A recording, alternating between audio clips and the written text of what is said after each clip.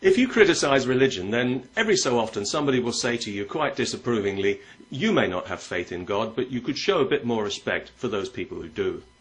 And you might find yourself thinking, well, actually, maybe they're right. It wouldn't hurt to show a bit more respect. After all, nobody likes to be told point blank that their religion is a crock of delusional garbage and a force for evil in the world, that what they call faith is merely fear dressed up as virtue, and that their puerile beliefs are a straitjacket on the whole of humanity. That's bound to put anybody's nose out of joint. So yes, maybe I could show a bit more respect. The only fly in the ointment is I don't actually feel any respect. I have tried, I really have, and I feel just terrible about it, but it just isn't there. I suppose I could lie to myself and pretend, for the sake of people's feelings, because we all know how delicate and tender they can be these days, but the bald truth is I don't actually care about their feelings at all, not even slightly. And of course I realise that should weigh heavily on my conscience, but luckily my conscience knows when it's being bullied and manipulated, so it doesn't care either. My conscience knows that there is no earthly reason for anybody on this planet to respect religion in any way. Indeed, purely on the evidence religion itself provides in such regular abundance, there's every reason to actively disrespect it to the point of outright abuse. And quite frankly, the fact that religion gets so little abuse compared to what it really deserves, I can only attribute to the unbelievable tolerance, restraint, and plain good manners of atheists and secularists everywhere. So if you are a religious person, and if you're thinking of demanding more respect for your beliefs, please try to bear in mind that you and your religion are already getting way more respect than you've ever deserved. Your faith is a joke. Your God is a joke. He's so absurd, he's an embarrassment even to people who don't believe in him. And he and you still have it all to prove. So far, no proof has been forthcoming, nor is it likely to be, as we all well know. So respect, I'm afraid, is out of the question. The best you could hope for is amused incredulity, and that would be on a good day.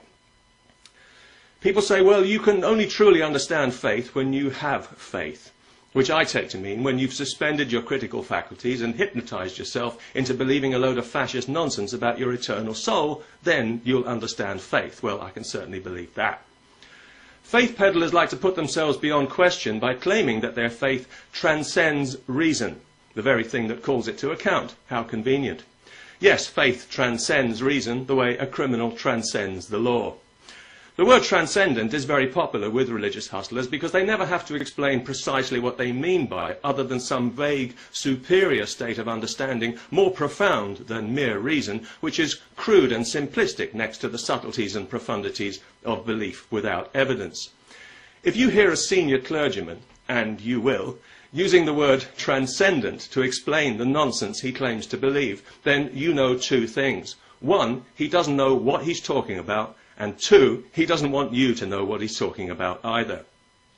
Faith doesn't transcend reason at all. Faith sidesteps reason. It runs away from reason because reason threatens its cosy bubble of delusion. So faith disqualifies reason the way a Dutch criminal court disqualifies truth and witnesses, and for much the same reason. If you're a believer, your faith allows you to adopt a set of beliefs that make absolutely no sense, knowing that you won't be measured by whether they make sense, but by the level of piety that you exhibit in believing them. In other words, your willingness to deny reality becomes a measure of your virtue. No wonder religion is so popular. But what a price you pay for this virtue. You've been persuaded that believing in the impossible is your only hope. How did that happen? And that your purpose is to worship something beyond your understanding, defined by and only accessible through self-appointed intermediaries. Your thoughts, your words and your identity are no longer solely yours to decide, but are subject to the approval of those who have assumed authority over you through your faith. The people who've told you that you were born with something wrong with you. Come on, in a state of sin, no less. A condition that can only be cured by complete submission and obedience to them. Surprise, surprise, from the moment you're born to the moment you die. And if all this doesn't exactly flatter your ego, and why should it, don't worry, we can give it a special name to make you feel better and persuade you that you've still got some dignity. Let's call it faith, and let's deem it to be the highest and most noble and profound of all virtues, And let's pretend that it comes from within, when we all know that nothing about your religion is allowed to come from within, because that would give you strength and freedom, the two things your religion wants as far away from you as possible. Faith is the grip that clergy have over you. It's the invisible rope around your neck that pulls you along the road they want you to travel for their benefit, not yours. It's a dead-end word. It's a word of bondage. It's a word that lets you believe what you've been told to believe without feeling that you've been told what to believe, but you have, and you can stop pretending any time you like. It's not a virtue. That's the last thing it is. It's an abdication from reality. It's a dumb act of self-hypnosis. It's a cowardly cop-out. It's gullibility with a halo, and hiding behind it is like pretending to be an invalid. So I don't really understand exactly what it is that I'm supposed to respect.